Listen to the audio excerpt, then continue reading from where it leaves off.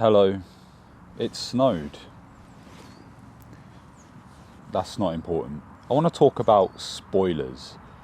Spoilers is a word that typically is frowned upon in most communities. If you talk to film fanatics about spoilers, they're probably going to throw fists. No one likes spoilers. But weirdly, in the theme park community, there's sort of this weird split, half-half. People like knowing what's coming and what a ride is going to be and what the story is and all its theme and everything before the park announces it.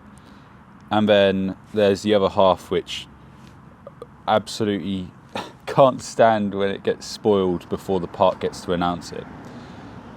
By the way, this isn't even a microphone, it's a water bottle. So let's have a chat about that.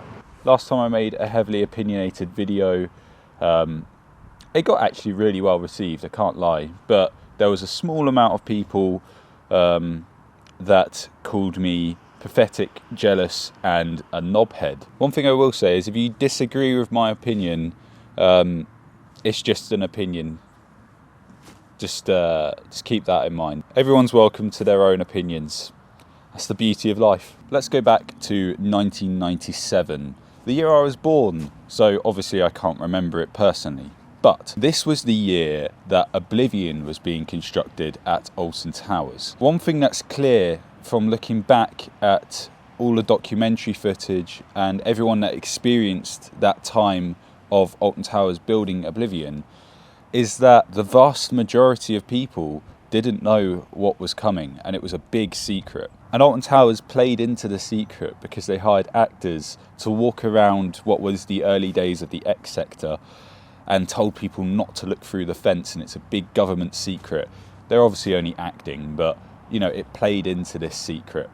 And it was a world's first roller coaster. You know, you couldn't have foreseen it. So what is the difference between back then and today, and how the secret was kept so well back then, but in today's world, we find out about rides years before they're even built? But there's probably a few factors that play into it, but the main one is quite clearly Twitter and Instagram and these social media platforms that allow news to spread like wildfire. Back at the time when Oblivion was being built, there wasn't a Twitter, Instagram or Facebook for new information to be put right into your face as soon as you go on your phone in the morning. The first places on the internet where things were getting talked about amongst enthusiasts were forums. But the difference between a forum and going on a Twitter or Instagram feed is that you have to sort of deep dive into a forum to see information.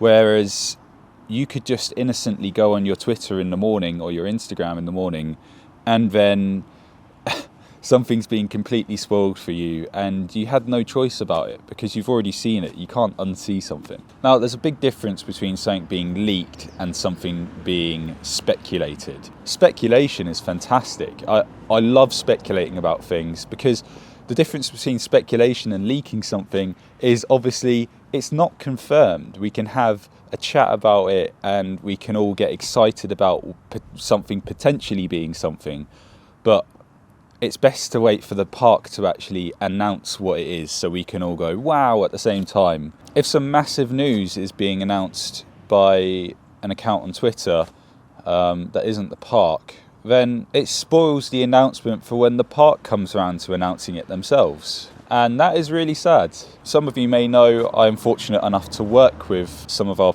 parks here in the UK. And I know for a fact that it's heartbreaking to them at the park when something gets leaked, because that's sort of what they build up to, getting to announce something huge. Now, I'm not really blaming anyone here.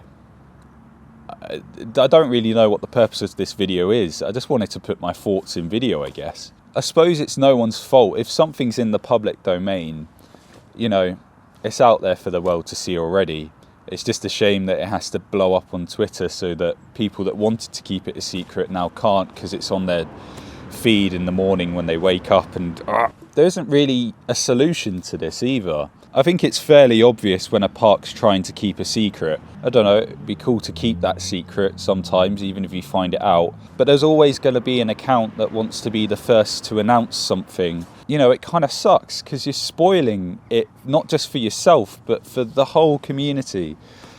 I don't know. There's no one at fault here because, you know, it's just how it is. The one thing I hope, and I really, really hope, is that we can keep Project Horizon out on Towers, whatever it may be. None of us know at the moment. All we know is a warehouse. I beg that we keep it a secret until the park start giving us teasers, because just think of how exciting that would be. This was me literally just putting my thoughts into a video. There's no real purpose to it. I'm just sat out here. It's freezing cold. My hand is so cold. I understand people have different opinions on this one, and I fully, you know, everyone is entitled to their opinion on this, because a lot of people like finding out about that stuff as soon as it's out. And that's okay. We're all excited for this stuff and we all want to find out what the parks are up to, so I can understand that. I'm not saying anyone else's opinion is wrong. It's just my opinion is that I would love to find out first from the theme parks when they release their marketing, because it's just so exciting when we do find out things that way. Thanks for watching this video, and I suppose I'm going to go inside now.